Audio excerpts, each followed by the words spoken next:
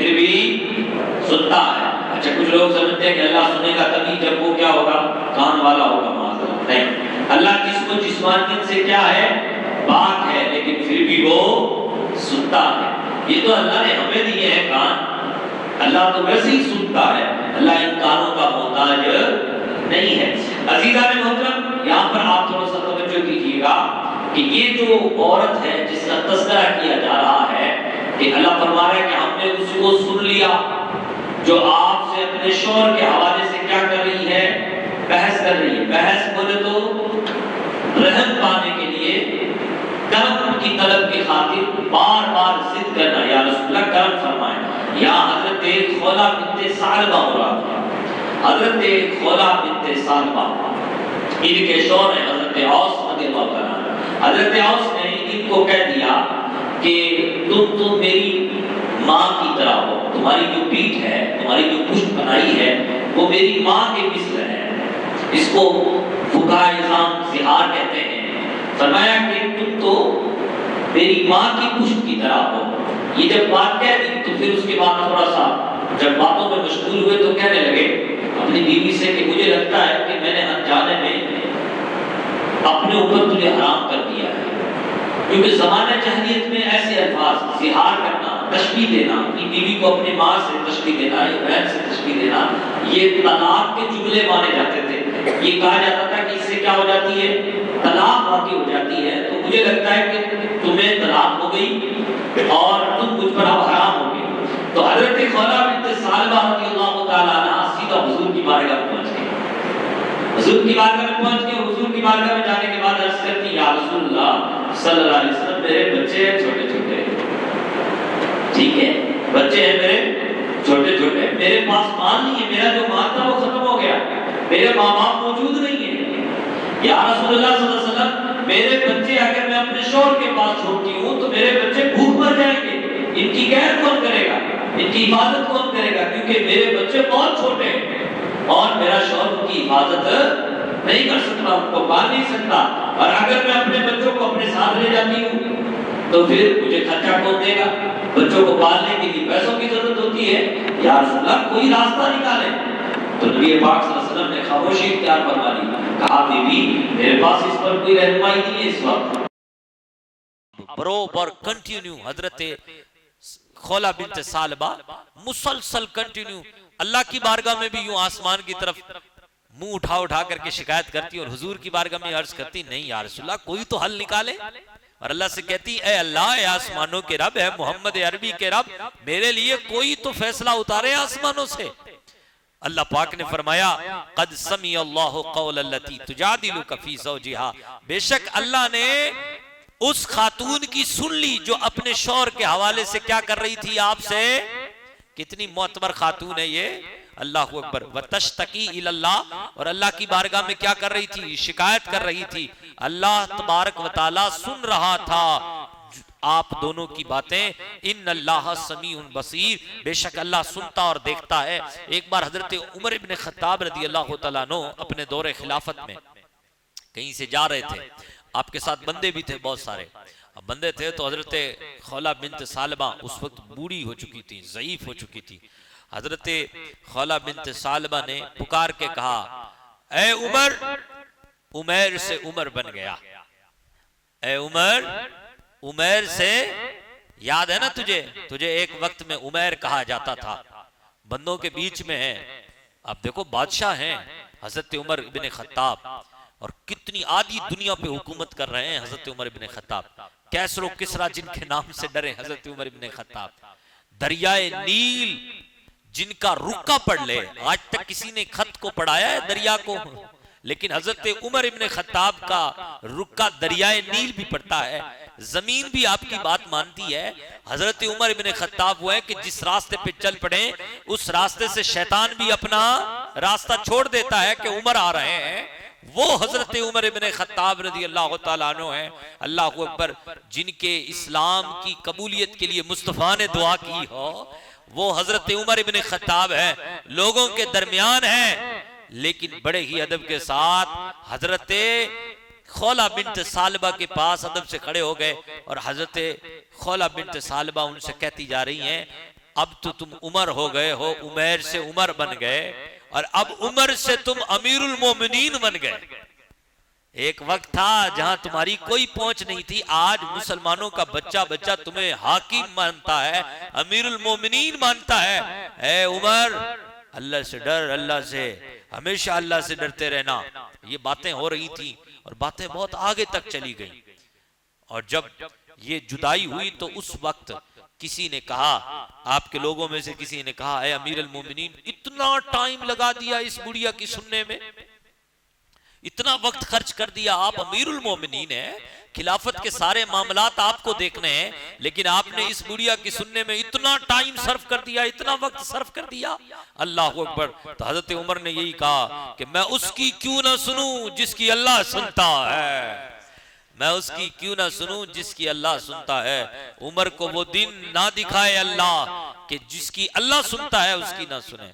अल्लाहु अकबर। हजरत उमर इब्न खत्ताब रज़ी अल्लाह तआला अन्हु के इस अमल से हमें ये सबक हासिल करना चाहिए कि हजरत खौला बिन्त सालबा जिनका तस्करा चल रहा है वो कितनी ऊंची शान की मालिक हैं। अल्लाहु अकबर। तो अल्लाह ने फरमाया कि हमने सुन ली इनकी बातों को जो शौहर के बारे में आपसे बहस करती है। अल्लज़ीना युज़ाहिरून मिनकुम मिन निसाइहिम मा हुन्ना उम्महातिहिम इन उम्महातुहुम इल्लल्लाहि वलदनहुम व इन्नहुम लयक़ूलून मुनकरम मिनल क़ौलि व ज़ूरा इन्नल्लाह लअफ़ुव्वुन गफ़ूर। ज़िहार के मसाइल बयान हो रहे हैं।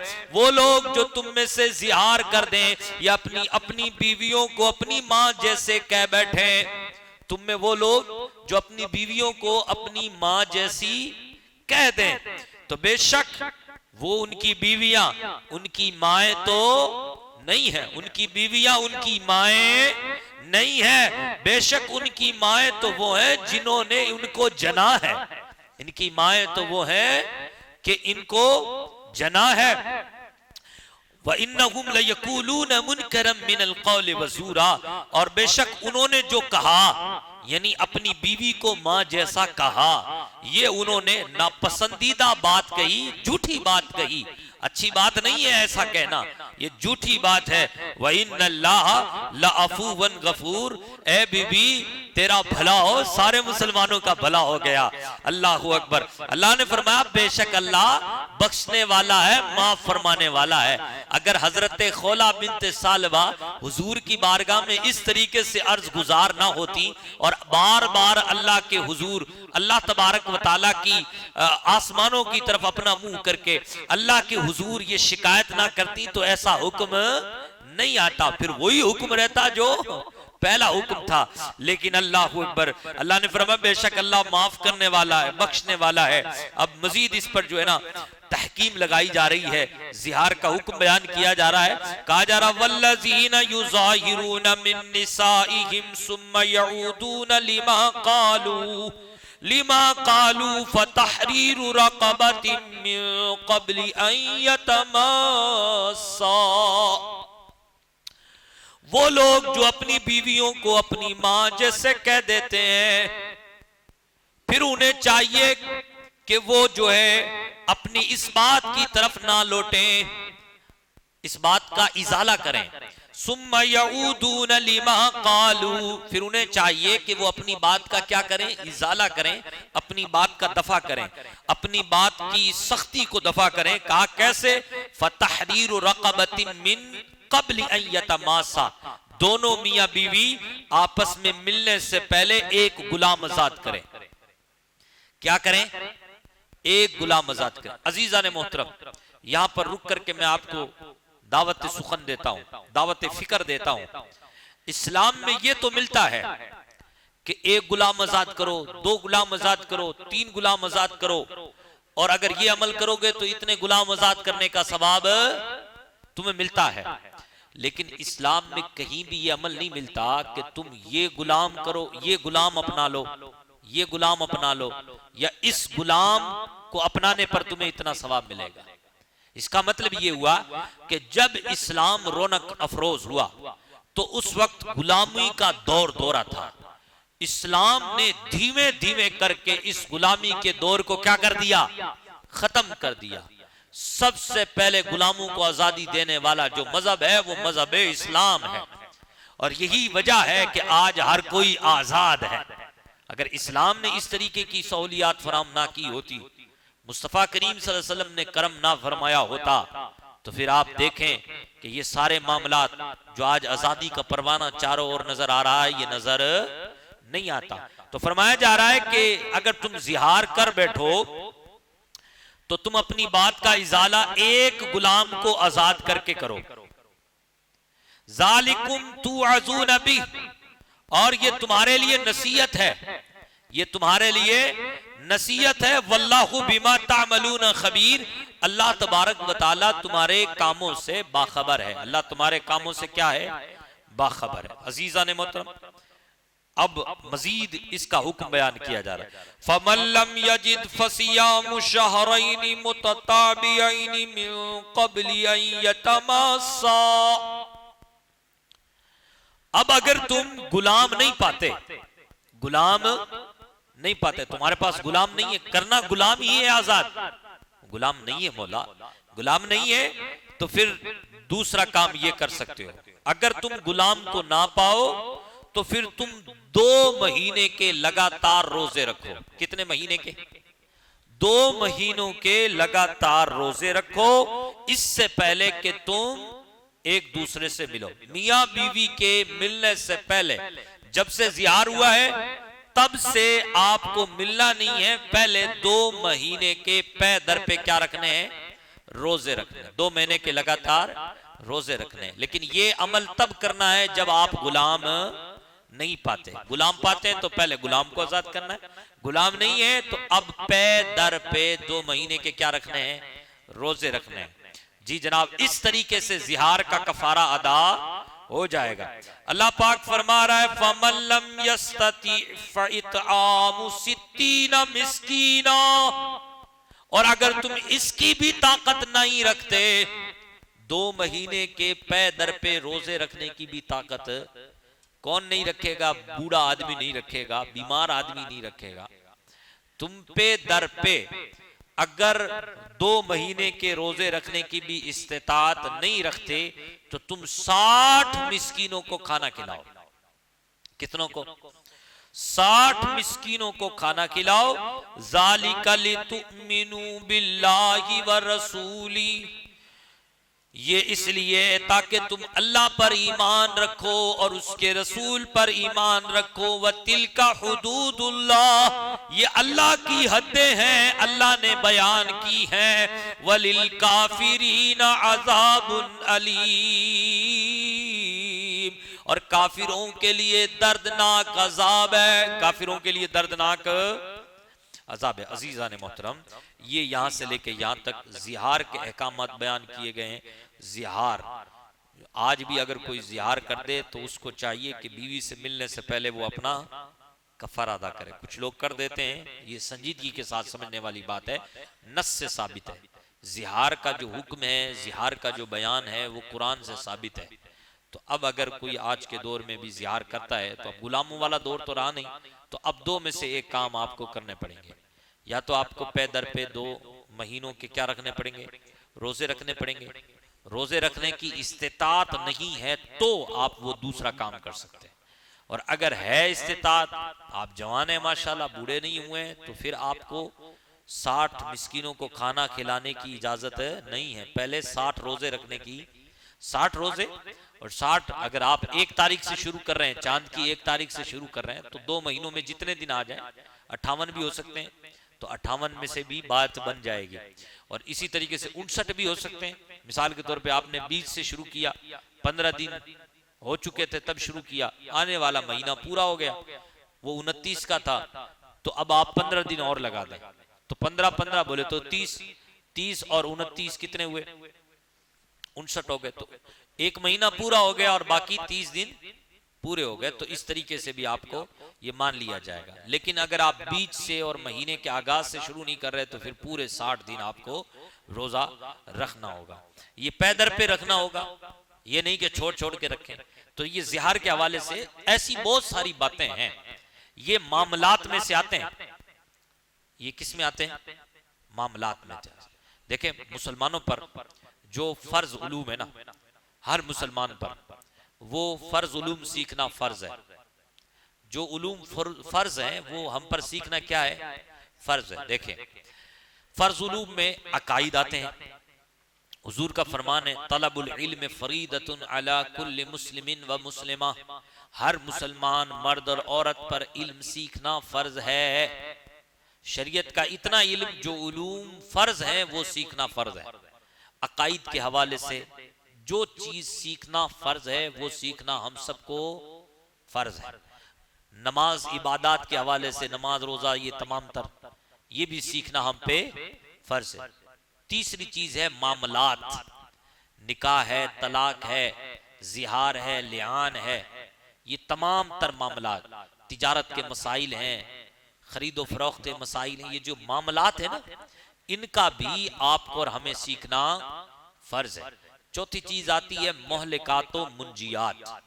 कितनी चीजें ऐसी हैं जो आपको हलाक कर देती हैं, कितनी चीजें ऐसी हैं कि अगर आप वो दिल में पा लें या दिल में अगर आप इसको पैदा कर लें अपने अंदर, तो अल्हम्दुलिल्लाह आप उन चीजों की वजह से सुरखरू होते हैं। इन चीजों को सीखना एक हर मुसलमान मर्द और औरत पर क्या है जी जनाब? फर्ज है। अब हमने लोगों को देखा है, लोग छोटी छोटी बातों पे बहसें कर रहे होते हैं गलियों में बैठ करके। कभी वलियों के नाम पर बहसें हो रही होती हैं, तो कभी रफ़े यदैन के होने पर ना होने पर बहस हो रही होती है, कभी जनाबे आली हाथ कहां तक उठाएं इस बात पर बहस हो रही होती है। और ये सारे के सारे शैतान इतने बड़े होते हैं, इतने बड़े खबीस किस्म के लोग होते हैं ये सारे, कि इनको ना तो अकाईद का पता, ना मामलात का पता, ना जिहार का पता, ना लियान का पता, सिर्फ और सिर्फ फितने वाली बातें। सिर्फ और सिर्फ कौन सी बातें? फितने वाली बातें। तो जरूरत तो इस बात की है ना कि मुसलमान को चाहिए कि अगर वो इल्म की तरफ आया है तो ऐसी बातों की तरफ माइल ना हो कि जिससे फितना हो रहा है, ऐसी बातों की तरफ माइल हो कि जो अल्लाह ने, अल्लाह के हबीब ने हम पर सीखना फर्ज करार दिया है। इतना इल्म सीखना फर्ज है। अगर कोई बंदा नहीं सीखता तो वो गुनहगार हो रहा है। वो क्या हो रहा है जी? गुनहगार हो रहा है। अजीजान मोहतरम, ये ऐसे ही है जैसे नमाज आप पे फर्ज है, नहीं पढ़ेंगे तो क्या होंगे? गुनहगार होंगे। इसी तरीके से ये उलूम भी आप पे और हम पे क्या है? फर्ज है। तो जब फर्ज है तो हमें सीखना पड़ेगा, और जब तक जिए तब तक हमें ये कोशिश करनी होगी, और शरीयत हमसे ये तकाजा करती है कि हम सीखें। इसलिए आप ये ज़हन साजी कर लें कि इंशाअल्लाह हम फर्ज उलूम सीखेंगे इंशाअल्लाह। तो ये ज़िहार उन्हीं में से एक मसला है जिसको हमने बयान कर दिया। ऐसे बहुत सारे मसाइल हैं कि जिसको ज़रूरत है कि बयान किया जाए, और आपको ज़रूरत है कि आप उस पर कान धरें। अल्लाह अकबर। ये सूरह मुजादला है, और इसमें बहुत सारी बातें बहरहाल बयान की गई हैं।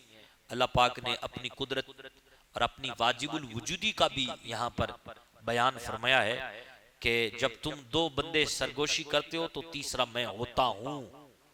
जब तीन सरगोशी कर रहे होते हो, सरगोशी आपस में कानाफूसी करना, तो उस वक्त भी खुदा मौजूद है, उस वक्त भी खुदा का वजूद है।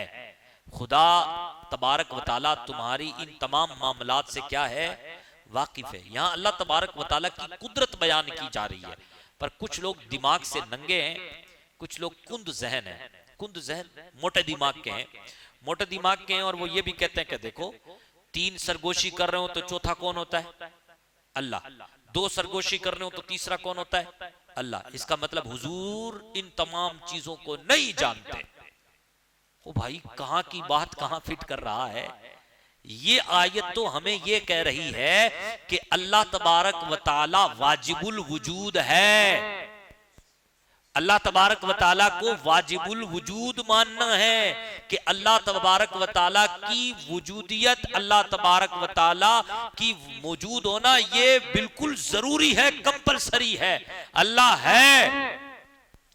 अच्छा, अब अल्लाह के अलावा कोई भी मुसलमान किसी को भी वाजिबुल वजूद नहीं मानता। अब हुजूर पाक सल्लल्लाहु अलैहि वसल्लम इन तमाम कैफियत को जानते हैं, तो अल्लाह की अता से जानते हैं, फरिश्ते भी हुजूर तक मालूमात पहुंचाते हैं।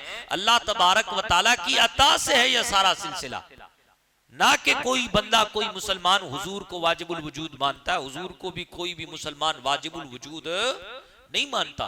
तो यहां तो अल्लाह की अजमत बयान की जा रही है, लेकिन हमारा कुंद जैन भाई क्या कर रहा है, इससे हुजूर की ताकत का इनकार कर रहा है, जबकि सरी फरमान हुजूर का मौजूद है कि बेशक अल्लाह ने मेरे लिए जमीन को समेट दिया। इन्नल्लाह रफ़अली, इन्नल्लाह कद रफ़अलिया, कि बेशक अल्लाह ने मेरे लिए जमीन को समेट दिया। अना अंजुरु इलैहा व इला मा व इला काइनुन फीहा इला यौमिल क़ियामा, मैं उसकी तरफ, यानी मैंने दुनिया को पूरी को मेरे लिए समेट दिया और मैं दुनिया को देख रहा हूं, और दुनिया के अंदर जो कुछ कयामत तक होने वाला है मैं उसको भी देख रहा हूं। और कैसे देख रहा हूं जानते? अंजुरु इला कफ़ी हाज़ी, मैं ऐसे देख रहा हूं जैसे मैं अपनी इस हथेली को देख रहा हूं। तो ये अल्लाह की अता से मुमकिन है ना। हुजूर ने खुद पहले फरमा दिया कि बेशक अल्लाह ने ये कमाल मुझे अता फरमाया है।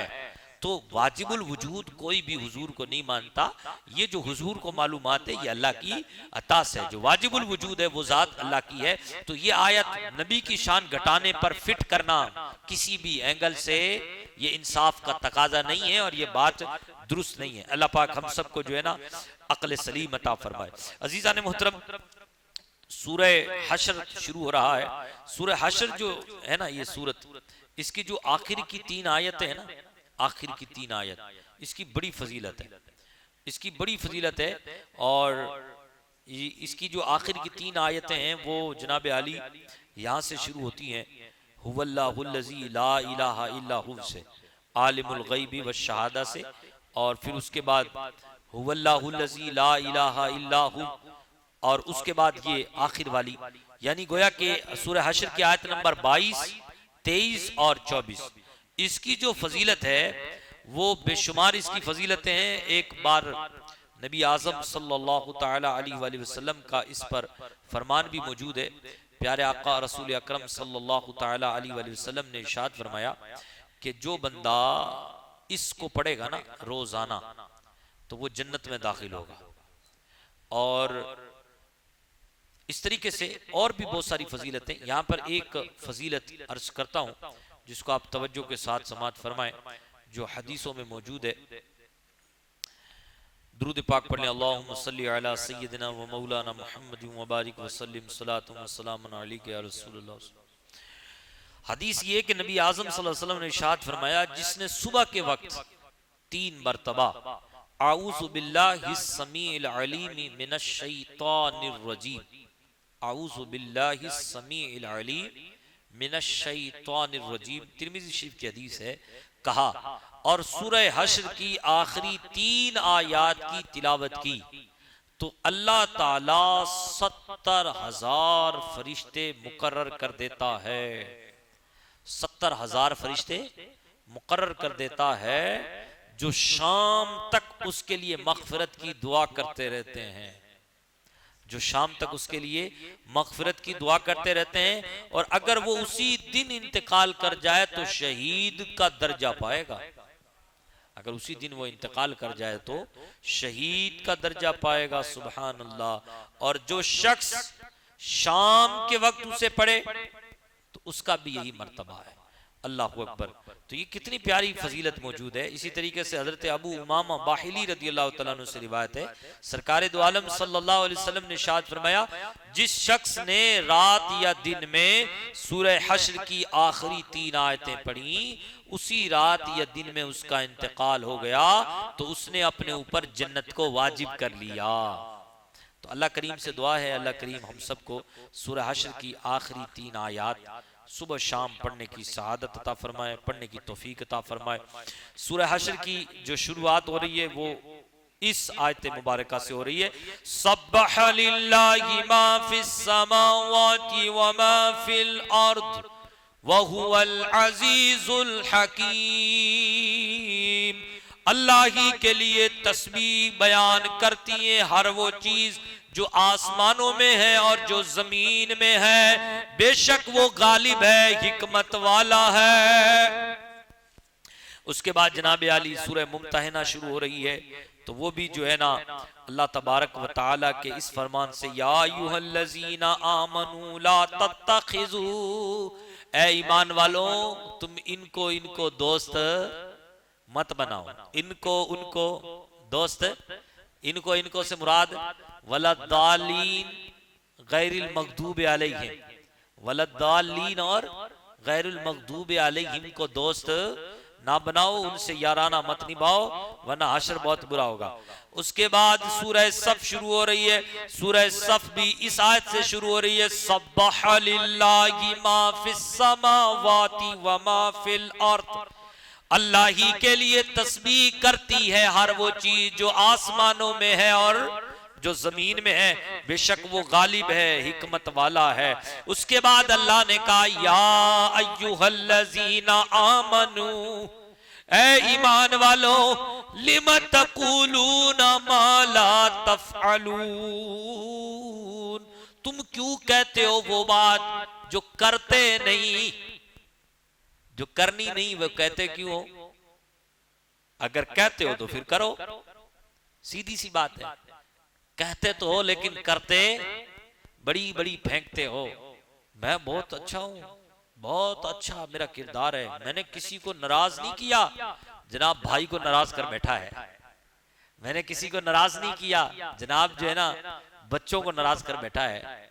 मैंने अल्लाह और उसके रसूल को नाराज कर बैठा और कहता ना ना मैं किसी को नाराज नहीं करता।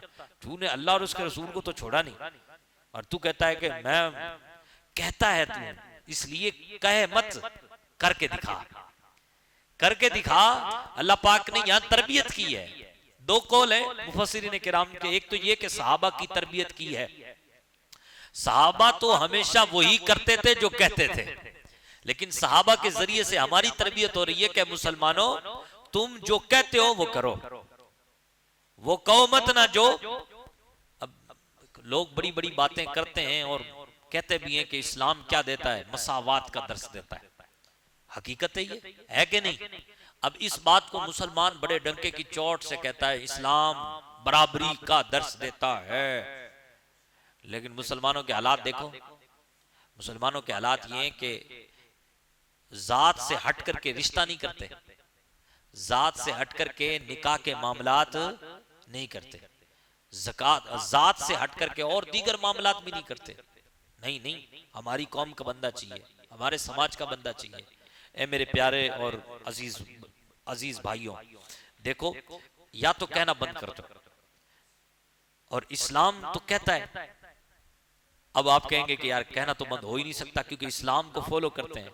जिसने कह दिया ला इलाहा इल्लल्लाह मुहम्मदुर रसूलुल्लाह, गोया उसने कह दिया इस्लाम बराबरी का हुक्म देता है। गोया उसने कह दिया बड़ों की ताजीम करना इस्लाम है। गोया उसने कह दिया छोटों से प्यार करना इस्लाम है। जिसने कलमा पढ़ा गोया उसने कह दिया माँ बाप का एहतराम करना इस्लाम है। जिसने कलमा पढ़ा उसने गोया कह दिया पड़ोसियों के साथ उसने सलूक करना ये ईमान है। जिसने कह दिया कलमा पढ़ दिया गोया उसने ये कह दिया कि जिना करना हराम है। जिसने कलमा पढ़ा उसने इस्लाम के तकाज़ों का ऐलान कर दिया। तो अब एक ही बात बचती है कि जब आपने कलमा पढ़ दिया है तो फिर करके दिखाओ। आ ही गए हो मैदान में, कलमा पढ़ी दिया है तो फिर ये चीजें अपने अंदर भी समाओ। अल्लाह अकबर। अल्लाह पाक फरमाता है ईमान वालों तुम वो क्यों कहते हो जो तुम करते नहीं। तुम कहते हो ला इलाहा इल्लल्लाह मुहम्मदुर रसूलुल्लाह, लेकिन उसके तकाजे पूरे नहीं करते। ना शादियों में तुम्हारे तकाजे पूरे हो रहे होते हैं, ना जो है अपनी खलवतों में तुम्हारे तकाजे पूरे हो रहे होते हैं। कलमे के तकाजे भी पूरे करो। आगे अल्लाह ने इसकी मजम्मत बयान फरमाई, फरमाया कबूरा मक्तन इंदल्लाहि अन तक़ूलू मा ला तफ़अलून। अल्लाह के नजदीक ये बहुत बड़ी बात है। अल्लाह के नजदीक ये छोटी मोटी बात नहीं है, अल्लाह के नजदीक ये बहुत बड़ी बात है कि अंतकुलू मा ला तफअलून, कि तुम कहते तो सही, कह तो दो लेकिन करो नहीं, कहते तो हो लेकिन करते नहीं हो। ये अल्लाह के यहाँ बहुत बड़ा मसला है, और इसलिए अल्लाह ने उसूल बयान फरमाया, इन्नल्लाह ला युगय्यिरु मा बिकौमिन हत्ता युगय्यिरु मा बिअनफुसिहिम, बेशक अल्लाह पाक किसी कौम की हालत उस वक्त तक नहीं बदलता जब तक कि कौम खुद अपनी हालत ना बदल ले। अल्लाह के नजदीक बहुत बड़ी बात है, इसलिए कहते हो तो फिर करके दिखाओ। अल्लाह अकबर। अब इसकी 8 नंबर आयत पे जाएंगे तो बहुत बेहतरीन सा मजमून बयान है, और इसके साथ साथ जनाब आली 10 नंबर आयत पे चले जाएं तो 10 नंबर आयत पे भी बहुत शानदार मजमून बयान है। चलें 10 नंबर आयत को पढ़ के सुना देता हूँ। या अय्युहल्लज़ीना आमनू हल अदुल्लुकुम अला तिजारतिन तुनजीकुम मिन अज़ाबिन अलीम, ए ईमान वालों, क्या हम तुम्हें ऐसे सौदे के बारे में ना बता दें, तुनजीकुम मिन अज़ाबिन अलीम, जो तुम्हें दर्दनाक अजाब से बचा ले। दर्दनाक अजाब से वो सौदा तुम्हें बचा लेगा, वो तिजारत तुम्हें बचा लेगी। दर्दनाक अजाब दुनिया का भी है, कब्र का भी है, हशर के मैदान का भी है। दुनिया का ये है कि ऐसा कर्जा, जो कर्जा आपने ख्वाहिशात पूरा करने के लिए लिया हो, वो कर्जा आप पर दुनिया का अजाब है। हुजूर ने इससे पनाह मांगी है, बुखारी मुस्लिम की हदीसें मिलती हैं कि हुजूर ने ऐसे कर्जे से क्या मांगी है, पनाह मांगी है। जबकि कर्जा हुजूर ने लिया भी है, लेकिन ऐसा कर्जा जो सिर्फ अपनी ख्वाहिशात को पूरा करने के लिए, जो अपने नफ्स को खुश करने के लिए, जरूरत के मिकदार, जरूरत के हिसाब से नहीं, अपनी नफ्सानी ख्वाहिशात के लिए, शादी करनी है, शादी पे अपने शौक पूरे करने हैं, इसलिए आपने कर्जा उठा लिया, या जो है लाइफ स्टाइल अच्छा बनाना है इसलिए आपने कर्जा ले लिया, तो ये भी एक अजाब है।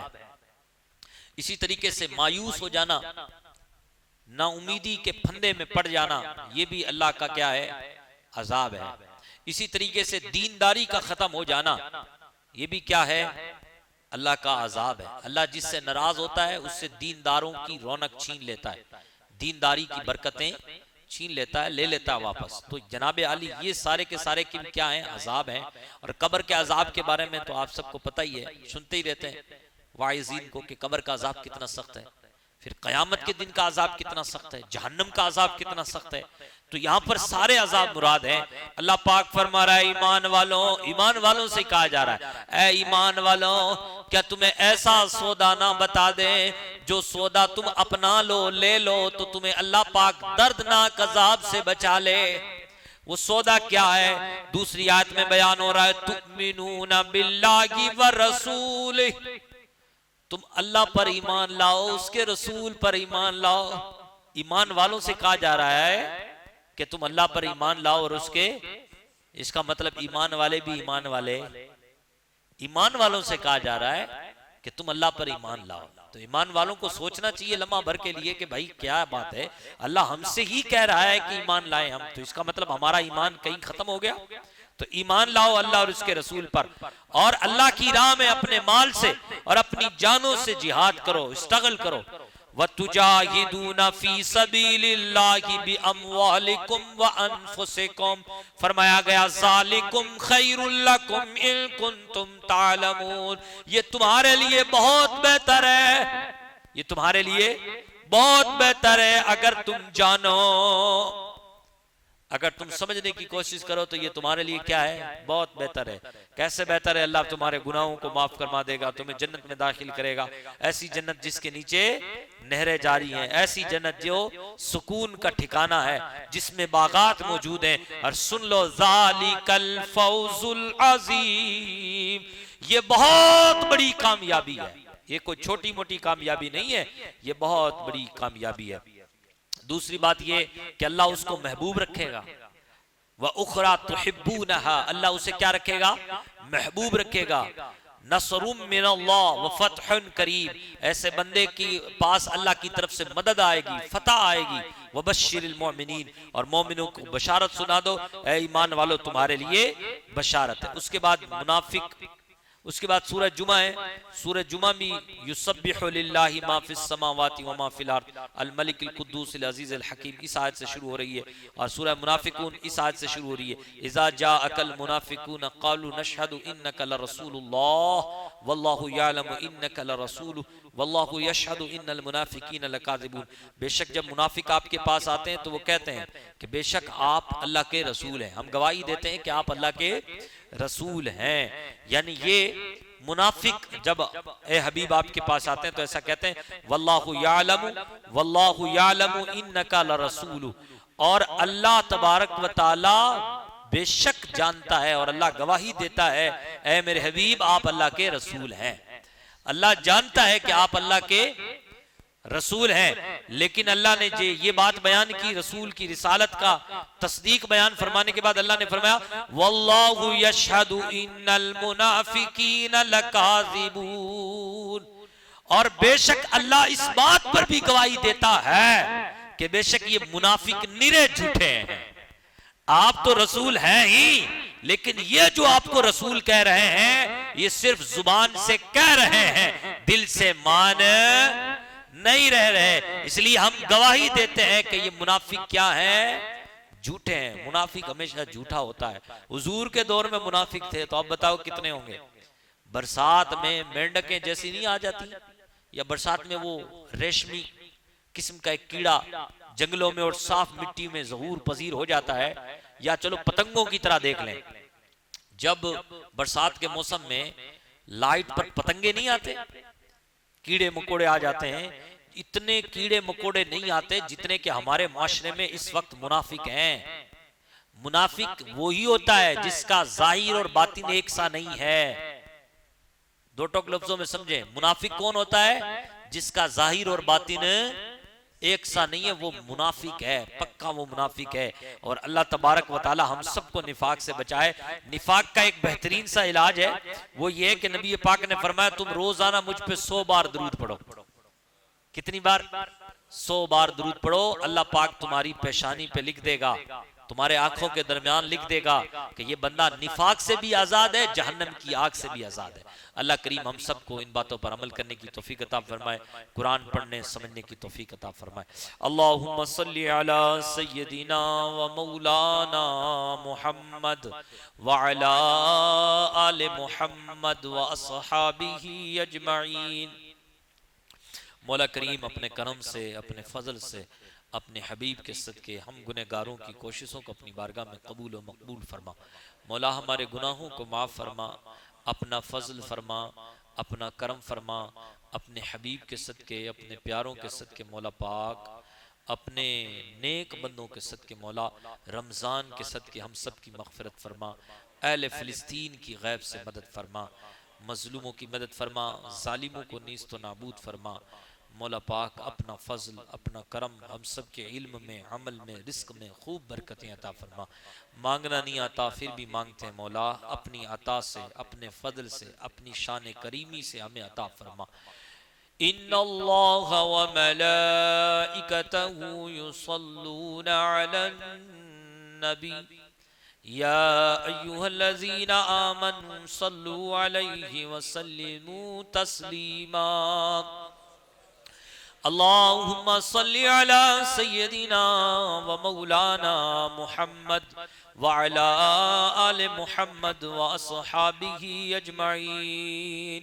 सुब्हान रब्बिका रब्बिल इज्जति अम्मा यसिफून व सलामुन अलल मुरसलीन वल्हम्दुलिल्लाहि रब्बिल आलमीन।